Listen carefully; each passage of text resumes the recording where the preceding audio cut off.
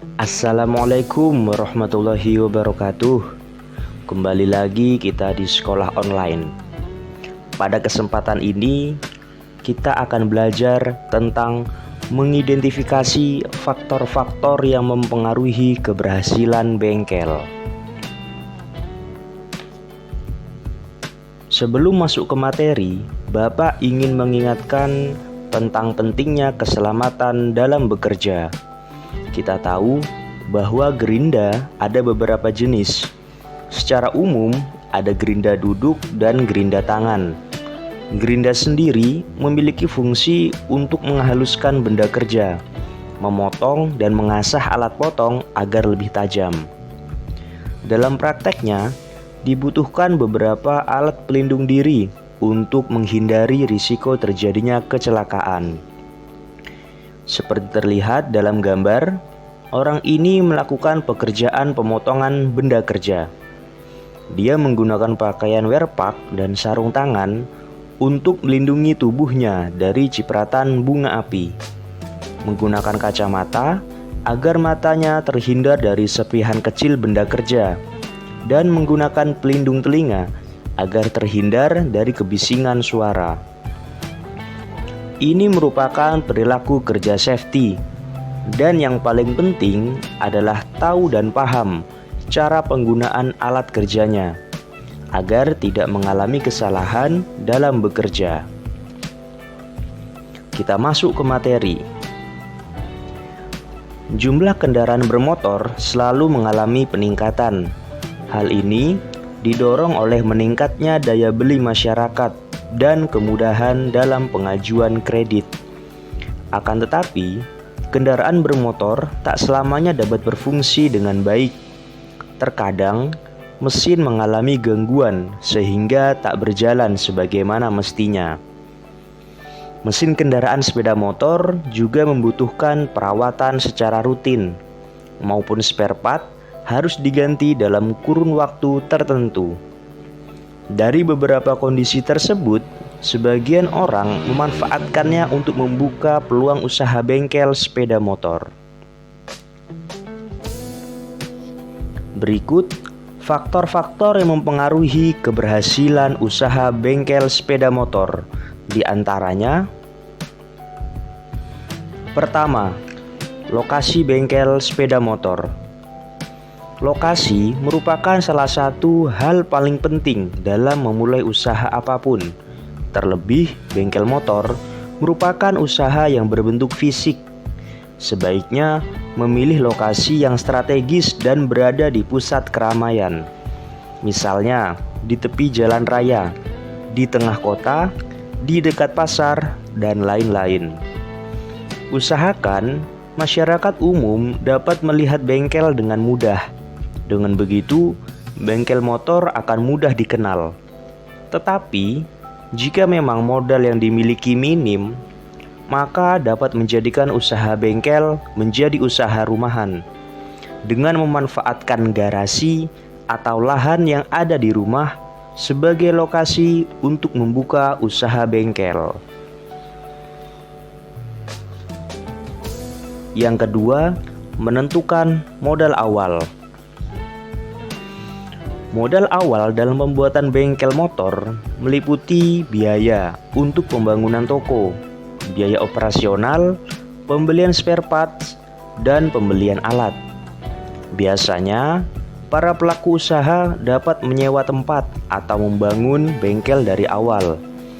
Biaya yang dikeluarkan menyesuaikan dengan ukuran bangunan yang direncanakan. Pelaku usaha juga harus menghitung modal yang diperlukan untuk biaya operasional setiap bulan, pembelian peralatan bengkel, dan pengadaan spare part.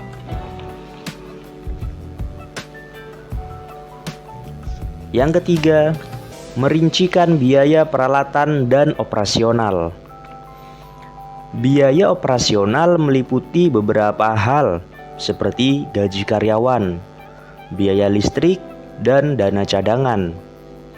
Di awal usaha, keuangan belum stabil. Agar lebih aman, sebaiknya pelaku usaha menyiapkan dana operasional minimal untuk 3 bulan pertama. Hal ini sebagai antisipasi apabila bisnis belum stabil di permulaan. Hitung juga secara lebih rinci peralatan yang dibutuhkan, misalnya hand tools, tools khusus, mesin tools, dan lain sebagainya. Yang keempat, sumber daya manusia yang dapat diandalkan. Teknisi menjadi penggerak utama dalam usaha bengkel motor. Carilah tenaga kerja yang memiliki kemampuan yang baik. Pelaku usaha dapat melakukan seleksi sebelum memulai usaha bengkel.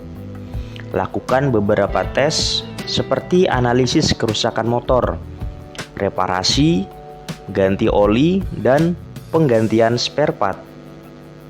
Keahlian saja tidak cukup. Teknisi juga harus memiliki sikap yang baik, jujur, dan juga ramah. Hal ini akan sangat berpengaruh terhadap kepuasan pelanggan. Yang kelima, persediaan spare part. Spare part yang disediakan sebaiknya yang paling banyak dibutuhkan oleh pelanggan.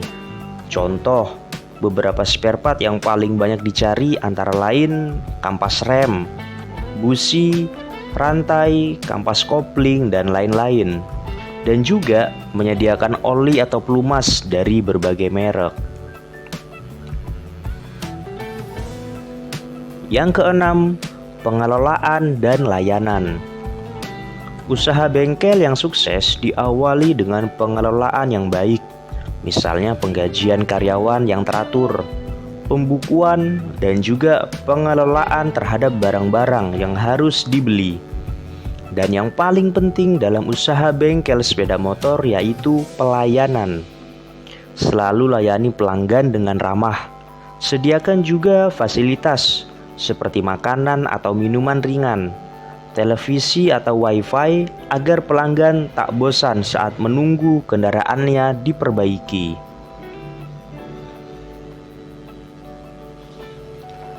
Yang terakhir, mengatur strategi promosi.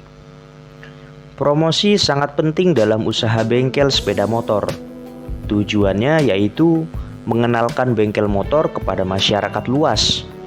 Gunakan strategi promosi yang tepat, baik secara offline maupun online. Dalam promosi offline, dapat menggunakan baliho atau spanduk. Sedangkan untuk promosi online, dapat membuat akun bisnis di media sosial. Apabila ingin promosi lebih gencar dan tepat, tak ada salahnya jika merekrut orang yang khusus bertugas menangani promosi dan penjualan. Sekian presentasi dari Bapak, kita bertemu di pertemuan selanjutnya.